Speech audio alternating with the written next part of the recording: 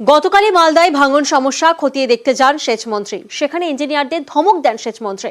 ইঞ্জিনিয়ারদের ভূমিকায় ক্ষোভ প্রকাশ করেন মানস ভূঁইয়া। ভাঙন মোকাবিলায় কোনো গাফিলতি বরদাস্ত নয়, হুঁশিয়ারি সেচমন্ত্রীর।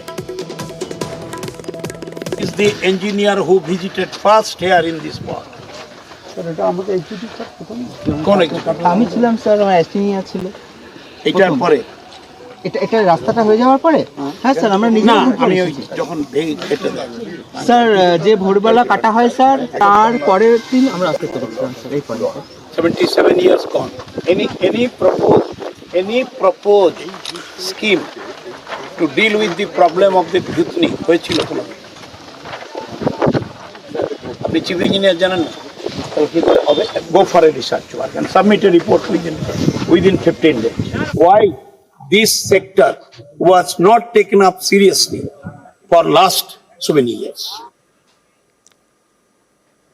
গঙ্গার ভাঙন মোকাবিলায় তৎপর রাজ্য। এদিন মানিকচক ও রতুয়ার ভাঙন কবলিত এলাকার সরেজমিনে যান মানস ভূঁইয়া। ঘুরে দেখেন ভূতনির চরও। গঙ্গায় লঞ্চে করেও বিহার সীমানা পর্যন্ত দুপাশের পরিস্থিতি খতিয়ে দেখেন। ভাঙন রোধে সব রকম পদক্ষেপের আশ্বাস সেচমন্ত্রীর। গঙ্গা তার গতিপথ অদল বদল করছে এবং তার এফেক্টে ভয়ঙ্কর ভাঙন হচ্ছে। এই বিষয়ে ইতিমধ্যে মুর্শিদাবাদ জেলার শামশেরগঞ্জে আমরা 100 কোটি টাকা বরাদ্দ করেছি। সেখানে 6টি ভাঙনের 5টি ভাঙনের কাজ চলছে।